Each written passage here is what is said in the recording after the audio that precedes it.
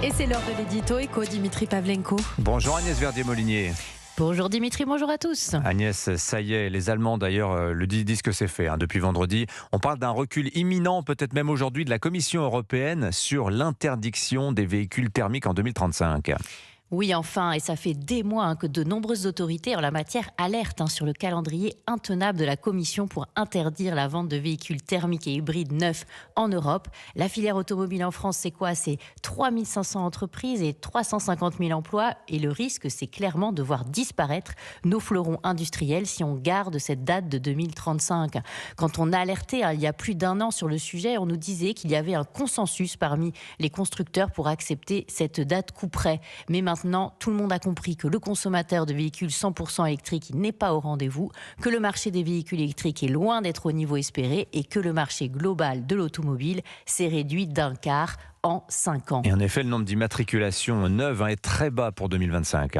Oui, très bas. Pour l'instant, 1,4 million de véhicules neufs seulement vendus en 2025. En France, quand c'était 2 millions en 2019. La chute est rude. Et pour cause, personne ne sait quel modèle acheter. Le dilemme des consommateurs est d'ailleurs compréhensible. On achète quoi ? Une électrique pas chère produite en Chine ou plus chère produite en France, mais on ne sait pas quelle sera sa valeur si la batterie lâche. Une hybride dont les ventes neuves seraient a priori interdites en 2035. Une thermique qui serait aussi interdite et dont on ne connaît pas non plus la valeur demain. Oui, c'est vrai que tout ça n'est pas évident. Les autres zones du monde ne s'imposent pas une telle purge. Oui, ni la Chine, ni les USA ne s'imposent cette potion amère. Aux États-Unis, les véhicules thermiques neufs pourront toujours être commercialisés après 2035, quel que soit leur carburant. Et le Sénat américain a même retoqué l'interdiction de vente de véhicules thermiques neufs en Californie. Quant à la Chine, elle a fait des véhicules hybrides rechargeables, son pivot stratégique pour la mobilité décarbonée. Heureusement, les Italiens et les Allemands se sont bougés ces derniers mois pour faire sauter cette date de 2035.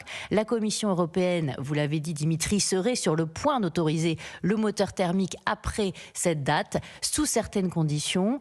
On en saura plus vraisemblablement cet après-midi. On espère une suppression pure et simple de l'interdiction du thermique et de l'hybride et la liberté sur la technologie décarbonée pour les constructeurs et les acheteurs. Signature Europe 1, Agnès Verdier-Molinier. Merci beaucoup Agnès. Merci à vous.